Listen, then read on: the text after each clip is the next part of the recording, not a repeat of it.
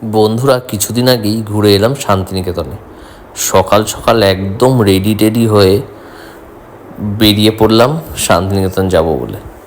গাড়ি করে সোজা হাইওয়ে ধরে শান্তিনিকেতন। রাস্তায় পড়লো শক্তিগড়, আর শক্তিগড়ে এসে ল্যাংচা খাবো না সেটা তো হয় না। দাঁড়িয়ে পড়লাম আদি ল্যাংচা নিলয়তে। সেখানে গিয়ে তোমরা দেখতেই পাচ্ছ কি বড় বড় ডেকচিতে ল্যাংচা, সীতাভোগ, মিহিদানা এসব রাখা।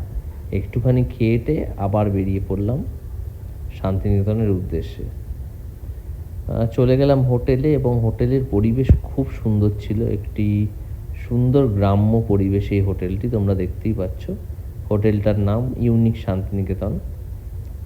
হোটেলটা একটু দেখিয়ে দিচ্ছি, খুব সুন্দর এই হোটেল, ভালো খুব এখানে স্টেটা ছিল আমাদের।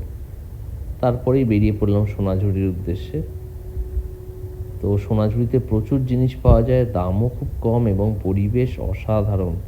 এখানে সাঁওতালি আদিবাসীদের নৃত্য এবং এখানকার বাউলের সঙ্গীত সব মিলিয়ে একটা মাটির গন্ধ, একটা খুব সুন্দর কিন্তু তোমরা ফিল পাবে এই সোনাঝুরিতে এলে।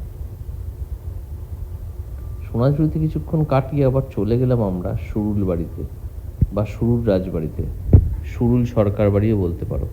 এই সুরুল সরকার বাড়ির বাসিন্দারাই কিন্তু প্রথম এই সুরুল গ্রামে বসবাস শুরু করে।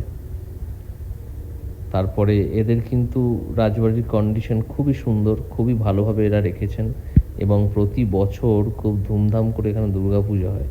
দুর্গাপুজোর যে মণ্ডপটা তোমাদের আমি দেখাবো, যেখানে পুজোটা হয়, তো এই মন্দিরগুলো এনাদেরই, যদিও এখানকার দরজা বন্ধ ছিল। এই জায়গাটা দেখছো, এখানেই কিন্তু প্রতি বছর দুর্গাপুজো হয়। তারপর আবার চলে এলাম হোটেলে। তারপরে সকাল সকাল পরের দিন উঠে একদম চলে গেলাম আমরা সৃজনী শিল্পগ্রামে। এই যে সেই সৃজনী শিল্পগ্রাম, তোমরা দেখতেই পাচ্ছ কত সুন্দর। এই স্থানে কিন্তু অবশ্যই তোমরা এসে একবার ঘুরে যেও শান্তিনিকেতনে এলে। এটা নতুন হয়েছে আমার মনে হয়, খুব সুন্দরভাবে সাজিয়েছে জায়গাটি। এবং খুব সুন্দর এখানে বসার জায়গা আছে, সুন্দর সুন্দর বাড়ি আছে, কুড়ে বাড়ি, সেই বাড়ির গায়ে সুন্দর চিত্রপটে আঁকা, খুব সুন্দর পরিবেশ। এই যে তোমরা দেখতেই পাচ্ছ কি সুন্দরভাবে আঁকা দেওয়ালগুলোতে। এখানে কিছুক্ষণ একটু ঘুরে নিলাম, ঘুরে টুরে নিয়ে এরপর চলে গেলাম কবিগুরুর স্মৃতি বিজড়িত বিশ্বভারতীতে। এটা অমর্ত্য সেনের বাড়ি।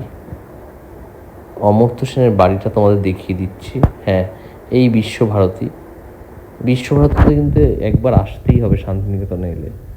শান্তিনিকেতনে এসে বিশ্বভারতী না দেখলে কিন্তু ব্যাপারটা অসম্পূর্ণ রয়ে যাবে।